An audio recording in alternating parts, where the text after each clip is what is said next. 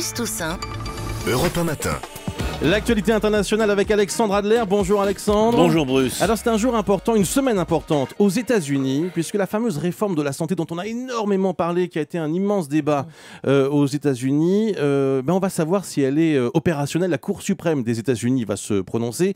Et au-delà de cette loi, c'est un moment important dans la fameuse campagne présidentielle, puisqu'il y a des élections évidemment à l'automne. Absolument.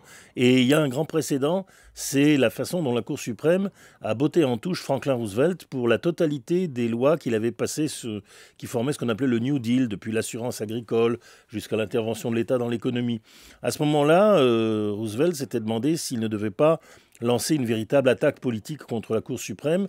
Et puis finalement, les choses se sont tassées. On a oublié cet épisode, mais cette fois-ci, il revient.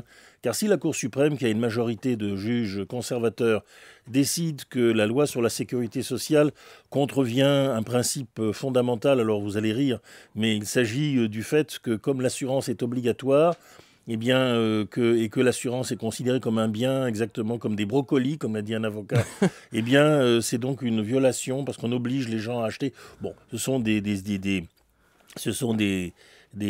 faux semblants. En réalité, c'est une offensive conservatrice pour arrêter la sécurité sociale qui était en train de passer juste avant l'élection présidentielle.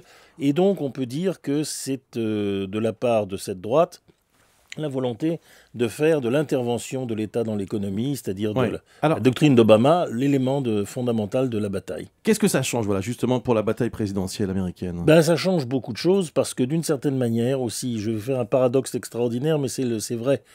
Si la Cour suprême, c'est-à-dire la droite du Parti républicain, torpille Mitt Romney en l'obligeant à défendre donc une opposition à la sécurité sociale qui est d'autant plus paradoxale que lui, Mitt Romney, comme gouverneur du Massachusetts, l'avait déjà fait passer plusieurs années auparavant, c'est la perte de l'électorat centriste. C'est-à-dire qu'au fond, la droite préférera perdre sur ses principes que de gagner en ralliant le centre. Donc Obama, d'une certaine manière, comme les chicanous de Rabelais qui gagnaient de l'argent chaque fois qu'ils avaient un coup de bâton, se frotte les mains à l'idée que la Cour suprême vienne le provoquer, parce qu'à ce moment-là, ce sera un plébiscite pour la défense des malheureux, pour la défense de tous ceux qui sont abandonnés aux États-Unis, et il y en a beaucoup. Mais il se peut aussi que la Cour suprême s'arrête net, et à ce moment-là, je dirais que l'élection continue. Merci Alexandre Adler.